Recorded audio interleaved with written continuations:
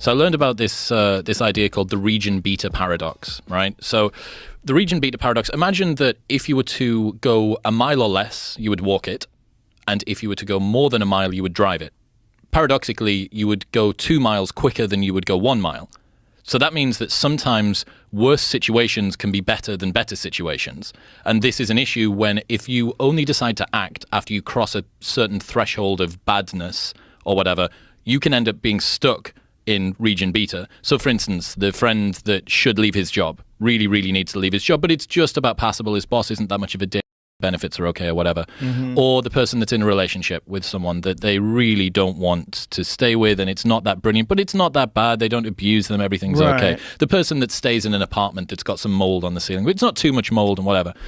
All of these people would be better off if their situations were worse because it would galvanize them into actually doing something. You understand what I mean? Yeah, I do. You can get stuck in this chasm of comfortable complacency that sits somewhere in the middle. If things are good, great, no problem. If things are bad, great. Activation energy to go and make them good. If things are just about passable, you end up being comfortably numb. Ooh, yeah. Yeah, that's not good. So what does someone do when they're in that? Do they have to have high expectations and high standards so that even, like, for a guy like yourself who now makes a living independently, if you had to have a job and you had to be working around some boss who's kind of a dick and took credit for your work and wasn't, happy with your performance, was always like nitpicking and fucking with you and you know how it works in office environments. And I've not had a boss for 15 years, but congratulations. Yes. Thank you, man. But so it's a perfect situation because if you did have to go to that place where a large percentage of the population is in on a daily basis, bosses suck.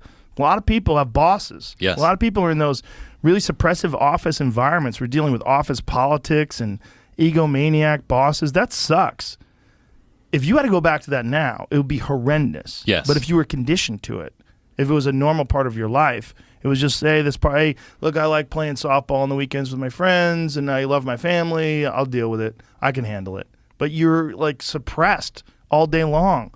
You're just feeling like shit. And because things aren't that bad, right, the activation energy isn't there to kick yourself out of it. Yeah, you're upper middle class. You got a nice house. It's dangerous. Yeah. This is the way that people are being sedated into a life that they really don't want to lead. Yeah. It's so dangerous, man. It really, really is. And I don't know what the answer is. I mean, what do you want to say? Do you want to say that you need to make your life actively worse so that you're going to be more excited? So that you're going to have the activation energy to kick yourself out of the bottom? I mean, think about the things that a lot of people do to make themselves feel better. Actively going out of your way to sit in a hot circular wooden chasm, right? Or going and putting yourself in 39-degree water. Yeah. Like, what are you doing?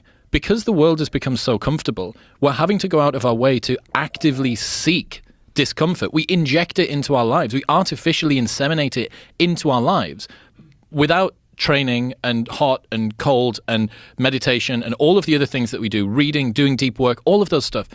Without that, if you didn't actively go and seek it, you could easily just breeze through life, right? I guess, but I think you'd be overwhelmed by anxiety. Oh, for sure. But that's where a lot of people are. Yes. And then unfortunately people don't recognize that's why that stuff exists, and people that I care about, that I've tried to talk to, don't recognize that. And I think sometimes when I give advice to people that I care about, my personality is so overwhelming and I'm so crazy, like with what I do, that it's like they're like, I don't want to do that. Doesn't map across onto other people? Well, it just seems like it's for some people it's attractive and they go, I want to do that too. Like, you seem pretty fucking happy despite all the stress you're under. Like, how are you doing that? And I'll tell people that because I create my own bullshit. And my own bullshit's way harder than whatever I'm facing in the world. And that's how I mitigate the stress of success and pressure and criticism and all that stuff. Like, I do to myself way worse than they're ever going to do to me. So that's how I mitigate it. Also, I calm my body. I calm my mind through calming my body. And I calm my body through work. I make it work. And I make myself do things that are very uncomfortable, that I don't want to do. And by doing that, I develop this strength and perseverance. And some people hear that and like, I don't even want to do that. I don't want to take a fucking nap. You're exhausting me. And like, I'm not you. I don't want to do that. And they just like, it takes them away from that. And I'm like, you don't even have to do that. Just go for a fucking walk every day. It sounds like it's easy to do, but there's when that walk comes, when you look at your clock, oh, it's 8 o'clock, time to go for that walk. You're like, I don't want to walk. I would just rather play video games. I don't want to walk. I'd rather like read emails. I don't want to walk. I'd rather like scroll through TikTok. But if you just force yourself to go for that fucking walk every day, you will develop mental perseverance. You will develop some tenacity. You'll develop the ability to force yourself into work. And it doesn't have to be grueling. It just has to be a thing that you have to do.